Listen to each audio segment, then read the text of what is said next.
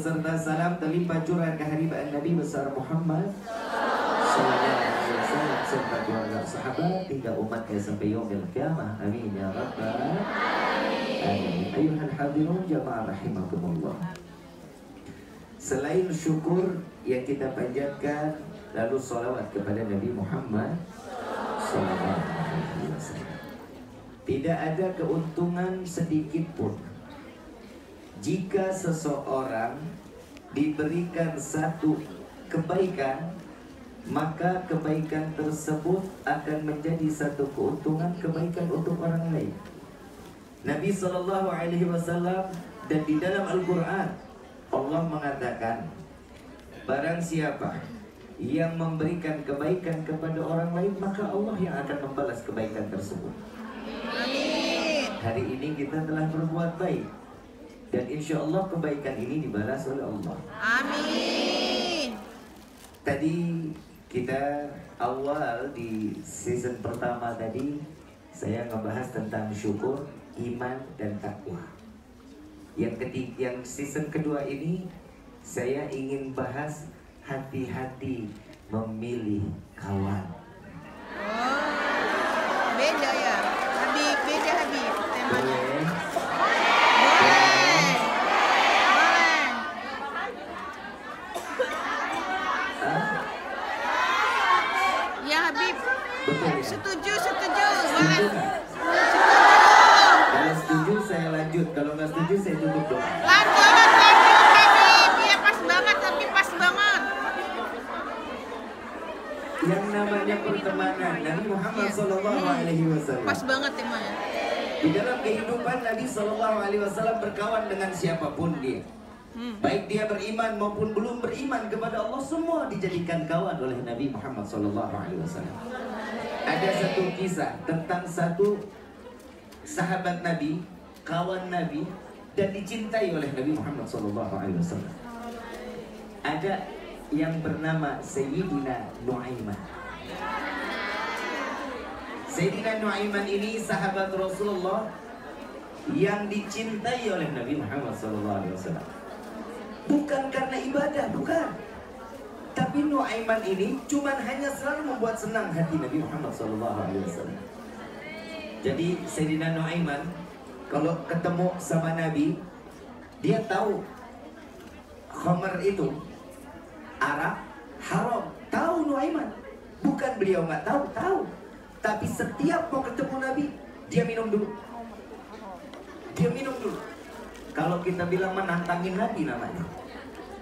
Dia minum dulu, setelah sudah agak mabuk, baru ketemu sama Nabi. Assalamualaikum ya Rasulullah. Waalaikumsalam. Nasihat.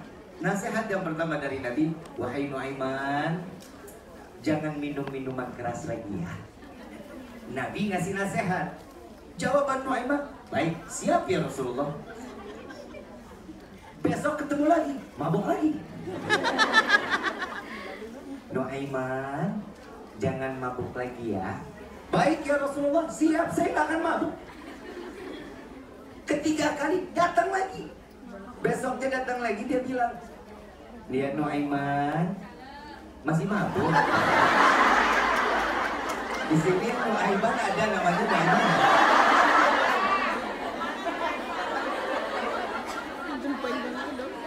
Nuaiman masih mabuk? Enggak ya Rasulullah. Tapi ini kecium baunya kalau habis minum minuman yang haram. Maafkan saya ya Rasulullah. Saya berbuat seperti ini, saya ingin ditegur menerus oleh kamu. Apa jawaban Nabi? Wahai sahabatku, jika masih ngelihat Nuaiman mabuk, tolong dicambuk.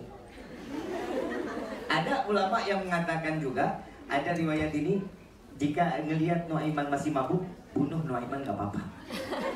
Jadi mulai dari situ Nuaiman kapok. Itu cara sahabat Nabi ingin mencari satu perhatian dari Nabi Muhammad SAW. Mereka gampang, kenapa? Karena melihat Nabi Muhammad SAW. Karena melihat secara langsung, zahir dilihat. Antara batin ketemu batin, berjumpa dengan Rasulullah. Ada lagi yang lebih parah. Nuaiman lewat. Ada tamu Rasulullah dari Romawi. tamu Rasulullah dari Romawi ini bawa untanya keker-keker, gagah-gagah. Tahu keker ya? Gagah banget kayak saya. Kata mama saya, yang ngejaga unta panglima Sayyidina Umar bin Khattab dan Sayyidina Ali karamallahu wajhah. Kenapa Sayyidina Ali dikatakan karamallahu wajhah, wajah yang dimuliakan oleh Allah? Karena beliau, Sayyidina Ali, tidak pernah memandang kemaluannya sendiri. Mukanya dijaga, matanya dijaga, nggak pernah melihat kemaluan sendiri. Kalau kita kan beda. Maaf, saya bukan ngomong kotor. Kita buang kotoran aja masih nengok. Jadi kalau ada orang yang tanya, Bib, tanda-tanda ikhlas bagaimana sih untuk jadi orang ikhlas? Saya jawab, gak pakai dalil. Kalau buang air besar, buang air kecil, udah gak nengok, itu tanda-tanda orang ikhlas. Saya lagi bingung, kok manusia segala kotoran udah dibuang masih ditengok? Apa mungkin gak ikhlas? Apa harus dikumpulin lagi? Saya tadi saya keluar duit hampir $200 habis. Jadi kalau saya keluarin mau banjir rasanya. Sayyidina Ali yang ngejaga unta, sahabat Nabi yang dari Romawi ini, dua panglima tertinggi dan yang paling ditakuti. Sayyidina Umar bin Khattab dan Sayyidina Ali karamallahu wajhah. Yang namanya Nuaiman lagi lewat. Nuaiman lewat, Sayyidina Umar negur. Wahai Nuaiman, lihat nih. Lihat coba. Ada apa? Unta cakep banget katanya. Sayyidina Ali nyaut, ini kalau dijadiin daging guling nikmat pasti katanya. Mau? Kata Sayyidina Nuaiman. Dua-duanya tertawa. Tidak lama Rasulullah panggil dari dalam, Ali, Umar, baik ya Rasulullah. Karena sahabat Nabi kalau udah mendengar suara Nabi langsung sigap, berdiri, datang, sami'na wa ata'na, mendengar dan mentaati. Beliau masuk karena dipanggil Nabi. Begitu keluar ngelihat ini unta sama kepalanya udah pisah. Nuaiman bilang, ya Umar, ya Ali, aku sudah selesaikan, engkau tinggal pesiani katanya. Mau disate silahkan, mau dibakar silahkan, mau dijadiin daging guling silahkan. Ini dua-duanya deg-degan ini. Ini unta-unta tamunya Rasulullah SAW. Sayyidina Nuaiman buru-buru kabur. Karena tahu ini unta-unta saudara Nabi dari Romawi. Dan dia ingin memeluk agama Islam. Melihat keadaan ini agak goyang iman orang Romawi. Kenapa? Ya Allah, saya nggak ada, unta saya aja dibunuh. Gimana nabinya nggak ada, saya yang dibunuh. Akhirnya ini Nuaiman tahu ini adalah kendaraan sahabat Nabi dari Romawi. Kabur Nuaiman sampai ke ujung perbatasan Madinah. Madinah Munawwarah perbatasan. Ketemu sahabat Ahlul Badar. Ketemu sahabat Ahlul Badar persis lagi ngegali sumur. Ini dia begitu lewat, Nuaiman ditanya, wahai Nuaiman, jauh bener mainnya. Kenapa jauh-jauh? Wahai sahabatku, aku dikejar oleh 3 penjahat. Nuaiman, tolong, saya butuh tempat untuk berlindung. Boleh nggak saya masuk ke dalam lubang sumur ini? Silakan. Tapi tolong, siapapun yang bertanya, cari saya, bilang gak ada. Bilang gak tahu. Sekalipun Rasulullah. Dia bilang, sahabat yang ada di ujung Madinah cuman bisa bilang, mana mungkin Rasulullah sampai ke ujung sini mau ngapain? Dia jawab, ya, saya akan jaga amanah. Wa subhanallah, Nuaiman masuk ke dalam sumur. Ditutup sumurnya. Subhanallah, Sayyidina Umar, Sayyidina Ali, dan Rasulullah SAW dengan kudanya mencari Nuaiman. Karena Rasulullah tanya, siapa yang bikin unta jadi begini? Siapa yang dikatakan? Dua-duanya jawab dengan serentak, Nuaiman ya Rasulullah. Cari Nuaiman, cari Rasulullah. Sampai ke perbatasan Madinah, Tiba-tiba sahabat Ahlul Badar ini, dia mengatakan, ya Rasulullah, ada apa? Kenapa engkau sampai jauh-jauh ke sini? Saya sedang mencari Nuaiman. Mulai deg-degan ini sahabat Badar. Karena amanah tidak dipegang. Adakah kau melihat Nuaiman, wahai sahabatku, kata Rasulullah? Dia bilang, ada. Saya gak jaga amanah. Iya. Soalnya bilang, sekalipun Rasulullah yang tanya, dia gak berani jawab. Dengan jawaban sahabat Badar ini, Allah kasih kecerdasan. Ya Rasulullah, mata ini tidak melihat sesungguhnya di mana Nuaiman. Tapi tangannya begini. Tangannya ngunjuk ke dalam semua. Begitu dibuka, Nuaiman keluar. Kenapa engkau hianat kepadaku? Tanya Rasulullah, apakah aku menjawab engkau ada di dalam sumur? Apa manfaat sahabat Rasulullah? Apapun kejadiannya, amanah dipegang, dijaga betul-betul. Dan Nuaiman dihukum oleh Rasulullah, suruh mencari unta lebih baik 10 kali dari unta yang dipotong. Sahabat Nabi masih tetap dapat hukuman dari Rasulullah, walaupun dia membahagiakan Nabi Muhammad Sallallahu Alaihi Wasallam. Hadits Nabi Sallallahu Alaihi Wasallam, barang siapa menyenangkan hati mukmin lainnya, maka Allah akan memberikan 60 kebaikan, bahkan lebih baik daripada ibadah 60 tahun lamanya. Amin. Jadi bersahabat harus sering nyenengin, jangan ngegedekin. Nanya kabar, Assalamualaikum, Waalaikumsalam. Bu, sehat, alhamdulillah. Ada uang 100? Jadi nanya kabar cuma mau ada perlunya. Biar gak putus silaturahmi, coba pinjam 100. Kadang manusia udah dikasih berteman, tapi temannya juga nggak tahu diri. Kadang berteman ini susah ngejaga hati. Makanya Nabi Sallallahu Alaihi Wasallam mengajarkan kita di dalam berdoa, di dalam sujud terakhir kita, ya mugallibal qulub tsabbit qalbi ala dinik. Wahai yang maha pembulak-balik hati, tetapkan hati kami dalam agamamu. Apa manfaatnya? Jika seseorang yang hatinya penuh dalam agama, maka satu sama lain akan menjaga hati satu sama lainnya. Insya Allah. Ini masih panjang nih ceritanya, Nuaiman masih perlu lagi. Masih mau dilanjutin? Dan Nuaiman tanggung jawab ganti untanya. Tidak berapa lama Sayyidina Abu Bakar ingin berdagang ke negeri Syam. Berdagang ke negeri Syam. Beliau bilang sama Nuaiman, Nuaiman ikut saya dagang yuk. Kata Sayyidina Abu Bakar, oh saya nggak berani wahai Sayyidina Abu Bakar. Engkau izin dulu kepada Nabi. Soalnya Nabi ini tahu betul, sahabat tahu kalau Nuaiman ini selalu harus ada dekat Nabi. Kenapa? Saking cintanya Rasulullah dengan Nuaiman, dengan tingkah laku kekonyolannya. Saya nggak tahu kalau ibu-ibu di sini konyol satu sama lain bisa dicekik kali. Dan di situ Nuaiman, lalu beliau mengatakan, Sayyidina Abu Bakar izin kepada Rasulullah, ya Rasulullah, saya ingin membawa Nuaiman berdagang, boleh? Dan Nabi saking cintanya nanya, berapa lama?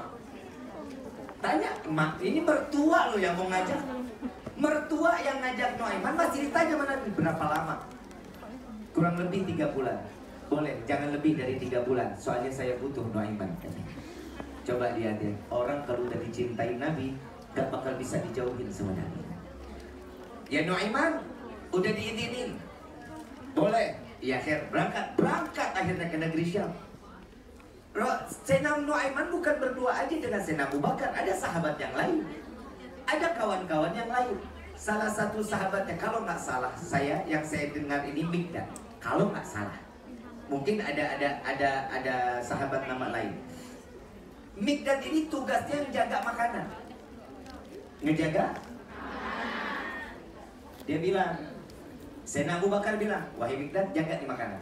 Kalau sampai ini makanan, gak boleh ada yang makan kecuali kita makan semua sama-sama.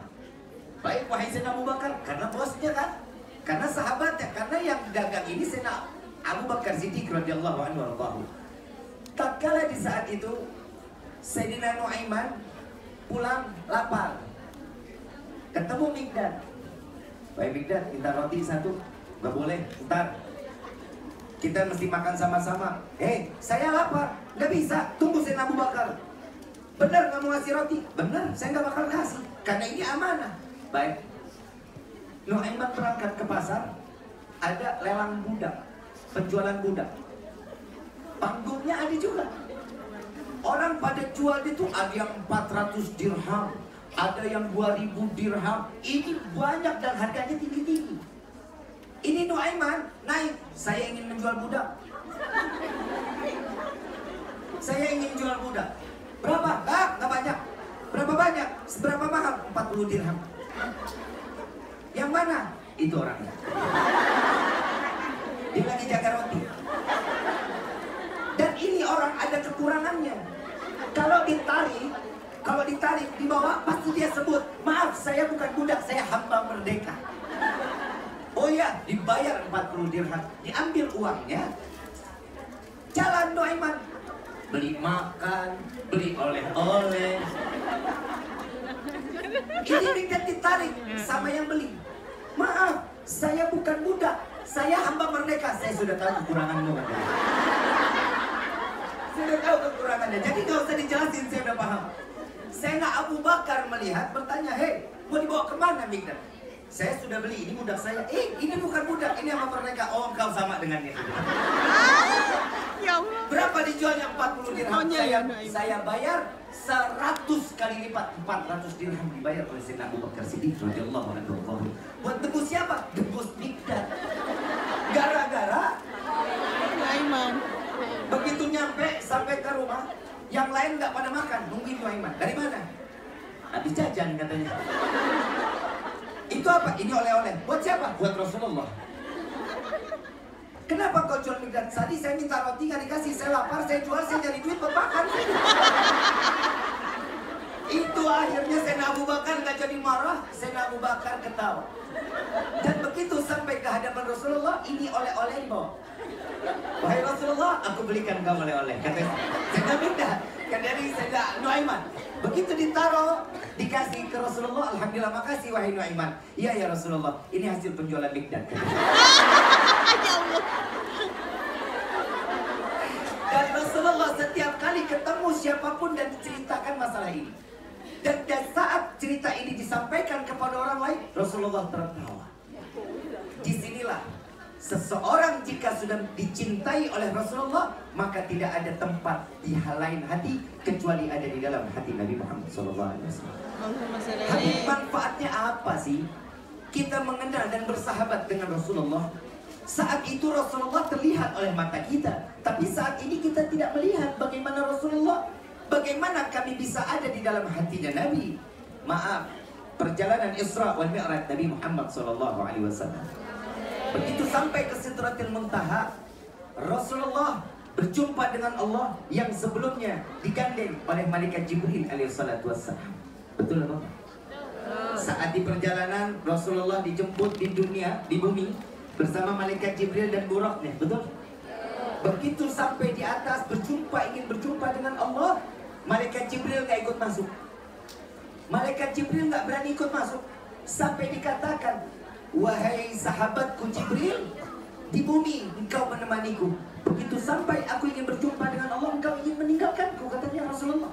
Wahai Rasulullah, engkau adalah manusia yang mulia. Engkau adalah Rasulullah, engkau adalah yang dicintai oleh Nabi Muhammad SAW, engkau dicintai oleh Allah.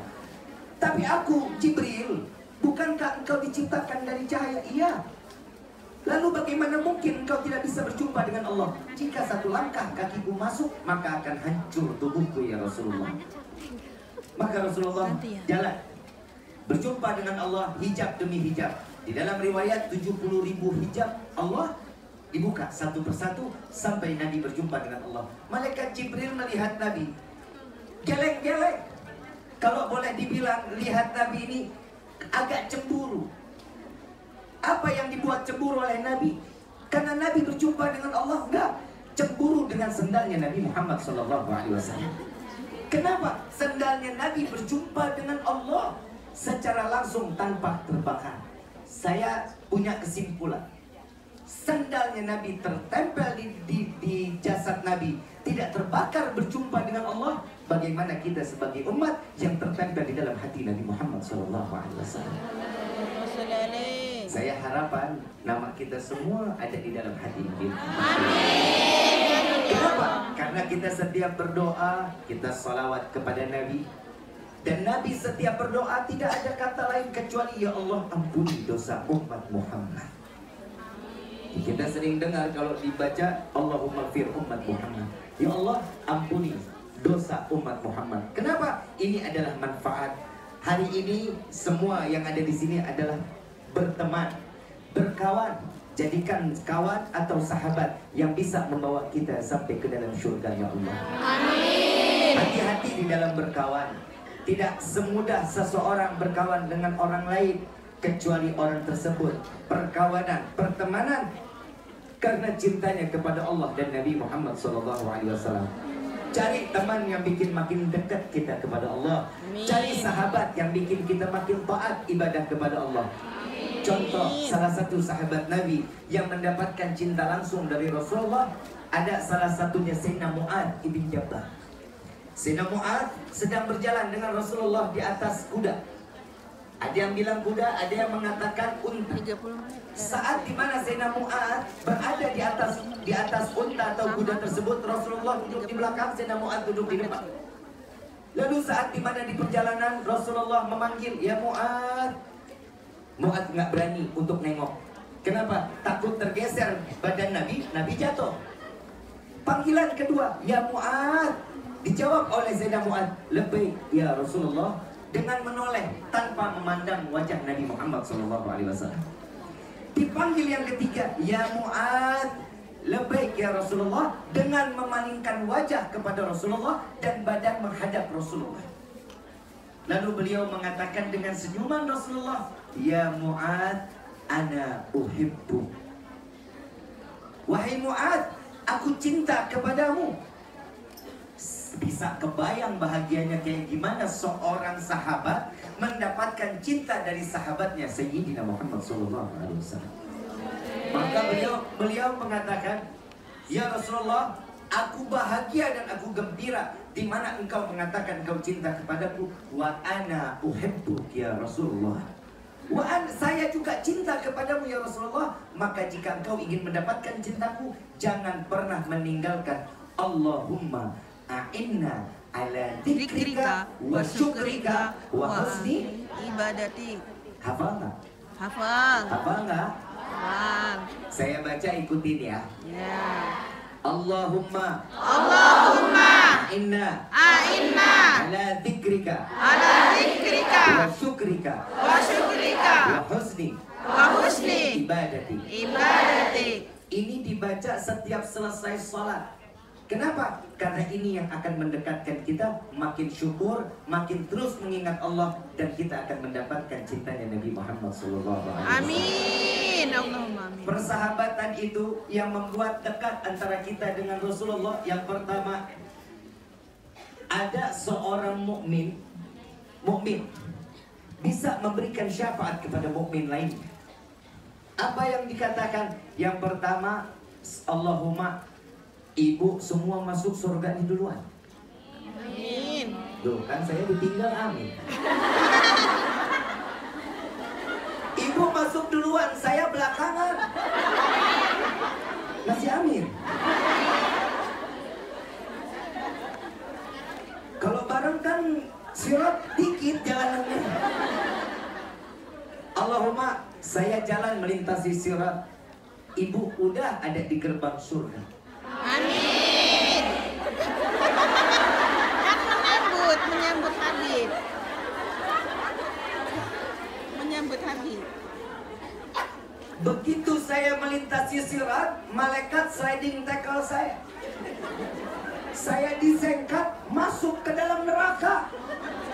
Lu bilang amin, gue tahu. Amin lagi ya? Amin. Orang susah senang banget. Begitu saya masuk ke dalam neraka, ibu teriak, ya Allah, saya kenal ini orang. Yang baru kau lemparkan, saya mengenal. Ini bukannya Rifki. yang waktu kemarin ceramah di Hong Kong. Iya. Saya ada satu ilmu dan saya mengamalkan. Apa ilmu yang diamalkan? Allahumma inna ala dzikrika wa syukrika wa husni ibadatik. Ini ilmu yang saya selalu jalankan dan ini adalah amanah. Dan di mana ilmu ini dari Rasulullah SAW. Apa yang kau inginkan? Wahai Allah, bawa Rifki, angkat Rifki, masukkan Rifki ke dalam surgamu ya.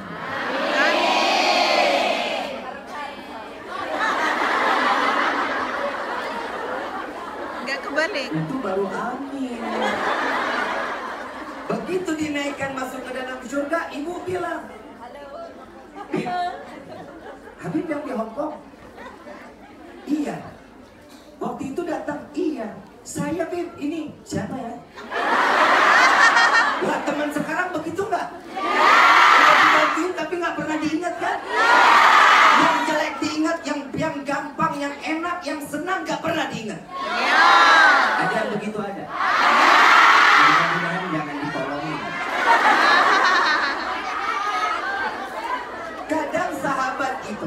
Kadang sahabat itu bisa memberikan satu manfaat buat kita. Tisu ada tisu. Nah, ini tisu warnanya apa? Pinjam pulpen. Pulpen apa pensil? Nungguin ya. Nungguin ya. Senangnya sambil bucu ya. Bib, punya suami kayak Habib nih. Berat tinggal dengan Bib. Warnanya apa? Sekarang kelihatan. Kelihatan nggak putihnya? Yang kelihatan apanya? Putihnya. Yang kecilnya kelihatan? Sama sekali. Kelihatan nggak? Matanya tadi udah berapa banyak?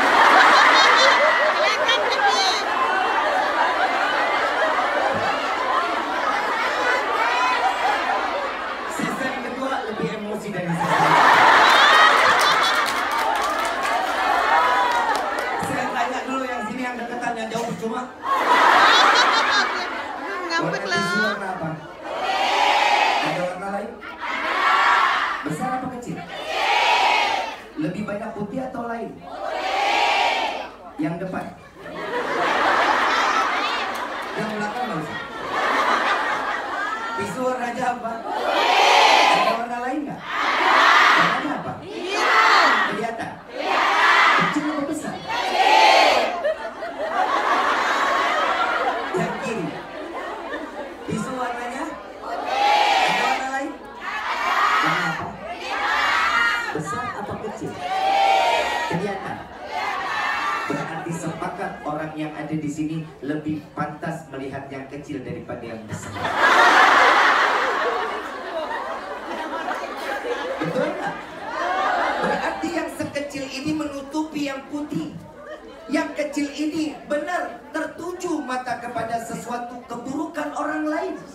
Imam Syafi'i radhiyallahu anhu radhahu, beliau mengatakan di dalam salah satu syairnya, beliau mengatakan ada satu sahabat atau murid Imam Syafi'i memanggil atau mengatakan, wahai Imam, ada dua orang, yang satu orang ibadah tapi kelakuannya nggak baik.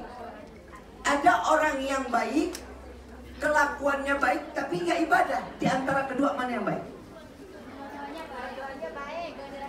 Hah? Yang kiri? Yang kiri? Yang nggak ibadah tapi baik. Yang ibadah tapi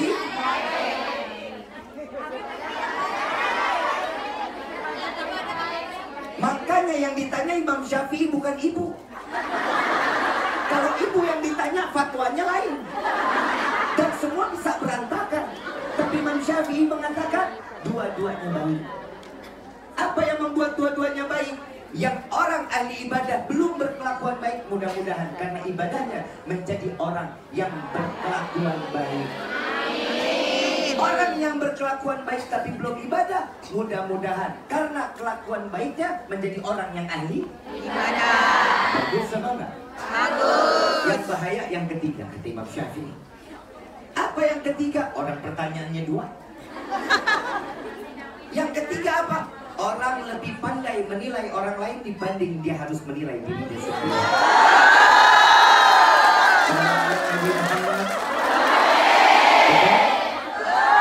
Maka dari itu hati-hati dalam berteman. Jangan memandang keburukan, lihat setiap kebaikannya, balaslah dengan setiap kebaikan. Keburukan yang diberikan jangan pernah dikembalikan di dalam keburukan, tapi melainkan kebaikan agar dia mendapatkan hidayah menjadi orang yang lebih baik. Sampai Nabi SAW di dalam Al-Quran pun Allah menyatakan ku anfusakum wa ahlikum. Apa manfaatnya? Jaga saudara-saudara kita, keluarga kita. Semua yang hadir di sini adalah satu keluarga. Yang ada di sini semua satu di dalam naungan Allah dan Nabi Muhammad SAW. Kita semua ini keluarga. Jaga keluarga kita, jaga yang ada di dekat kita agar jauh dari api neraka. Ajak mereka di dalam setiap kebaikan, jauhin dari segala keburukan. Inilah sahabat yang menjadikan sahabat yang lebih bermanfaat dunia wal akhirat. Amin ya rabbal alamin. Ibu yang dirahmati oleh Allah, setiap manusia yang diinginkan adalah kebaikan. Saya ngasih amalan buat menjadi orang baik, mau? Mau. Tapi nggak gratis. Mahal. Pasti nggak bakal mampu.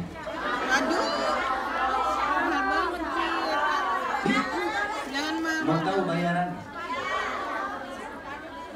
Mau tahu bayarannya? Saya nggak butuh duit. Alhamdulillah kalau duit mah murah.